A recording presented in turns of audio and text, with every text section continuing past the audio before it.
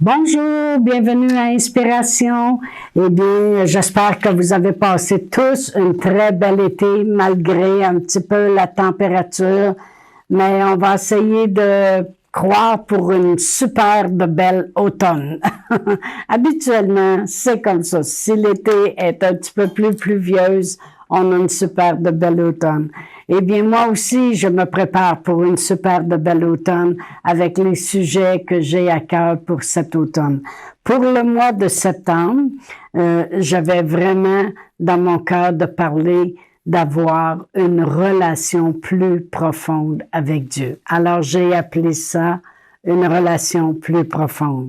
Et nous allons lire tout de suite dans la parole de Dieu, dans 2 Corinthiens 13. La parole de Dieu nous dit que la grâce de notre Seigneur Jésus, l'amour de Dieu et la communion du Saint-Esprit soient avec vous. Mais j'aime le lire dans la parole, le Bible Message, parce que c'est vraiment explicite et ça dit ceci, que l'extraordinaire grâce du Maître Jésus, l'extravagante amour de Dieu et la liaison intime du Saint-Esprit soient avec vous. Et c'est là que j'ai vraiment pris mon sujet avec une liaison plus intime et j'ai appelé ça une relation plus profonde. Parce que vraiment, les apôtres, lorsqu'ils étaient avec Jésus, ils ont été capables d'expérimenter des grandes choses parce qu'ils avaient cette relation profonde avec Jésus. Et maintenant, vous savez que le Saint-Esprit est avec nous et c'est lui qui nous parle de Jésus. Et la parole de Dieu nous dit, et une liaison intime avec le Saint-Esprit. Puis vraiment, une liaison intime, c'est une liaison plus profonde si nous aussi, on veut expérimenter le maximum. Amen.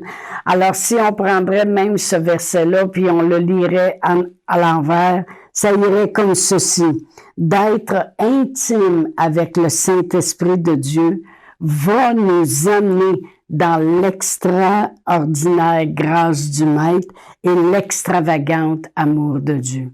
D'avoir une liaison intime, c'est ça qui va nous emmener dans l'extraordinaire grâce de Dieu et l'extravagante amour de Dieu. Alors vraiment, on va regarder ensemble dans ces capsules à propos d'une relation plus profonde. Amen. Parce que c'est à notre avantage. C'est vraiment à notre avantage d'avoir cette relation profonde. Dieu, lui, a envoyé son Fils. Tout a été accompli à la croix. Lui, il a fait toute la plus grande part qui existe de venir vers nous. Des fois, les gens vont dire, « Oh, si Jésus viendrait, il est venu. » Et il a tout accompli. C'est à nous maintenant, à notre avantage, de développer une relation plus profonde. Et c'est pour ça que le Saint-Esprit est venu. Et Jésus lui-même a dit à ses disciples avant de partir, « Il vous est avantageux que je m'en aille. » Alors c'est à notre avantage de développer une relation plus profonde. Amen. Parce que lorsqu'il va nous emmener dans cette relation profonde, il va nous emmener dans le maximum de Dieu. Et c'est ce qu'il doit faire. Amen. J'ai marqué pour vivre la grâce extraordinaire de Jésus et l'extravagante amour de Dieu, ça prend la relation profonde. Je vais lire maintenant dans 1 Corinthiens 2:12 qui vient confirmer encore ces choses. Ça dit, « Or nous n'avons pas reçu l'esprit du monde, mais l'esprit qui vient de Dieu, afin que nous connaissions les choses que Dieu nous a données par sa grâce. » Alors, quand on lisait le verset à l'envers, on disait une relation plus intime, plus profonde avec le Saint-Esprit, ça va nous emmener dans l'extraordinaire grâce de Dieu et dans l'extravagante amour de Dieu. Et parce que en employant ces mots-là, on peut voir que c'est le maximum dans lequel il veut nous emmener. Amen. Le Saint-Esprit connaît les profondeurs de Dieu. Amen. Et il veut nous faire connaître les profondeurs de Dieu. On ne connaîtra jamais Dieu au maximum en ayant une relation de surface.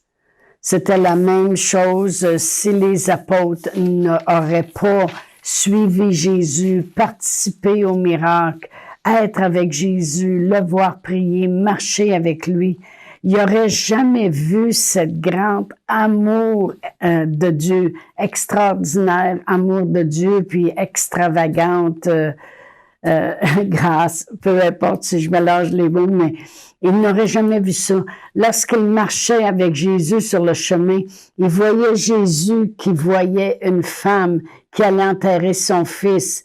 Et parce qu'il était en relation intime avec lui, il pouvait être là au moment où il voyait la compassion de Jésus, comment il allait ressusciter ce fils-là, le redonner à sa mère qui était le cœur brisé de perdre son fils. Et à cause qu'il avait cette relation avec Jésus, il pouvait voir toute la compassion, la sensibilité, l'amour, les grâces que Jésus faisait. Lorsque les petits-enfants voulaient venir à Jésus, ils voulaient les empêcher, mais parce qu'ils étaient là sur place, ils voyaient tout de suite Jésus dire « Non, non, non, laissez-les venir, je vais les bénir, n'empêchez jamais un petit enfant de venir » à cause qu'il était là en relation profonde avec Jésus. Mais c'est la même chose pour nous. Si on développe cette relation profonde, intime avec le Saint-Esprit, eh bien, il va nous faire connaître tous les avantages, l'extraordinaire grâce de Dieu, puis l'extravagante amour, amen, qu'il a pour nous. On peut voir ça dans Matthieu 13, versets 4 à 9. C'est la parabole du semeur, mais ça nous montre quelque chose de très important. Je vais le lire du verset 4 à 9. Ça dit dans Matthieu 13, « Un semeur sortit pour semer. Comme il semait, une partie de la semence tomba le long du chemin. Les oiseaux vinrent et la mangèrent. Une autre partie tomba dans les endroits pierreux où il n'avait point de terre. Elle leva aussitôt parce qu'elle ne trouva pas un sol profond. Mais quand le soleil parut, elle fut brûlée et sécha faute de racines. Une autre partie tomba dans les épines montèrent et l'étouffèrent. Une autre partie tomba dans la bonne terre, elle donna du fruit, 1 grain 100, 1 grain 60, 1 grain 30, que celui qui a des oreilles pour entendre. Alors on peut voir ici que pour produire au maximum, ça prend un sol profond. Vous savez, je l'ai vécu parce que Pasteur et moi, l'année passée, on avait essayé de jardiner. On avait des beaux bacs à l'extérieur de la maison. Puis quand j'avais regardé, mon mari avait mis à peu près ça de terre. Puis là, je disais, t'es sûr qu'il faut pas les emplir jusqu'au bord? Et puis, il dit, c'est juste des petites graines, ça va pousser. Et puis, finalement, qu'est-ce qui est arrivé? C'est que ça s'est dépêché à pousser, mais là, après ça, ça cherchait à tomber. Et puis, et ça séchait parce qu'il n'y avait pas un sol profond. À un moment donné, il a dit, ouais, je pense qu'on va être obligé de rajouter de la terre à mesure qu'ils vont monter parce que sinon, ils n'auront pas de place pour faire les racines, pour devenir forts puis être enracinés. Eh bien, c'est la même chose ici que la parole de Dieu nous dit, qu'il y a une semence qui est tombée à un moment donné dans un endroit pierreux où il n'y avait pas un sol profond et la semence n'a pas porté fruit. Mais quand ça l'a tombé dans la bonne terre, c'est la terre qui est bien nourrie, qui est profonde, que les racines peuvent descendre, peuvent aller chercher le nutriment et ils ont de la place. À ce moment-là, ça produit, il dit 100, 60, 30, ça va produire au maximum. Amen. Alors, ça prend une terre profonde comme ça prend une relation profonde avec le Saint-Esprit pour connaître 100 fois, 60 fois, puis 30 fois, pour connaître au maximum. Dans Éphésiens 3:18, l'apôtre Paul dit ceci. Il dit que vous puissiez comprendre. Il priait que vous puissiez comprendre avec tous les saints quelle est la largeur, la longueur, la profondeur, puis la hauteur de l'amour de Dieu. Amen. Alors, on n'a pas le choix. Il faut aller dans tous les sens, puis il faut aller en profondeur. Comme j'ai lu tantôt, quand j'ai lu dans 1 Corinthiens 2, qu'il faut connaître les profondeurs de Dieu. Eh bien, je peux vous dire ceci, on doit aller profond pour connaître le maximum de Dieu. Paul nous dit aussi dans Romains 8, versets 38 et 39, il dit « Car j'ai l'assurance que ni la mort, ni les anges, ni les dominations, ni les choses présentes, ni les choses à venir, ni les puissances, ni les hauteurs, ni les profondeurs, ni aucune autre créature ne peut nous séparer de l'amour de Dieu qui a été manifesté en Jésus-Christ notre Seigneur. » Voyez-vous, Satan, c'est ce qu'il voudrait des fois, créer des situations pour nous descendre nous faire sombrer, nous faire naufrage, des profondeurs. C'est pour ça que ça dit ici, ni les puissances, ni les hauteurs, ni les profondeurs. Il voudrait nous faire descendre bas, nous faire voir noir, nous descendre au plus bas. Mais si nous, on connaît aussi les profondeurs de Dieu, on va le rencontrer dans ces profondeurs qui essaie de créer. Il veut nous faire descendre bas, mais on dit, oh, mais tu connais pas comment Dieu est puissant. Tu connais pas comment Dieu est avec moi. Qui peut être contre moi? Tu connais pas comment Dieu me secourt dans toutes mes détresses. Comment Dieu prépare toujours le moyen pour que je m'en sorte. Alors, oui, lui, c'est ce qu'il veut faire. L'apôtre Paul, il dit, il n'y a rien qui va pouvoir me séparer de l'amour de Dieu, ni les profondeurs, ni les hauteurs, ni rien. Mais nous autres aussi, si on a cette relation profonde, il peut vouloir nous faire descendre en profondeur dans la noirceur. Mais nous autres, on a Dieu qui est en profondeur aussi, qu'on le connaît dans toutes ses profondeurs. Amen. Alors, c'est très avantageux pour nous d'avoir une relation profonde avec Dieu. La parole de Dieu nous dit aussi, c'est encore l'apôtre Paul qui parle ici dans Romains 11, 33, puis il dit « Ô profondeur de la richesse, de la sagesse, puis de la science de Dieu, que ses jugements sont insondables et ses voies incompréhensibles. » Il dit « Ah, quelle profondeur! De la richesse, puis de la sagesse, puis de la science de Dieu. Il est tellement intelligent, il est tellement rempli de sagesse, il y a toujours la bonne chose à faire, de sa richesse. Il dit, que ses jugements sont insondables, ses voies incompréhensibles. Aurait-il pensé, lui, l'apôtre Paul, lorsqu'il était en prison, dans le cachot intérieur, dans les profondeurs de la prison. OK? C'est pour ça qu'il parle pas au travers de son chapeau quand il dit « Rien ne pourra me séparer de l'amour de Dieu ».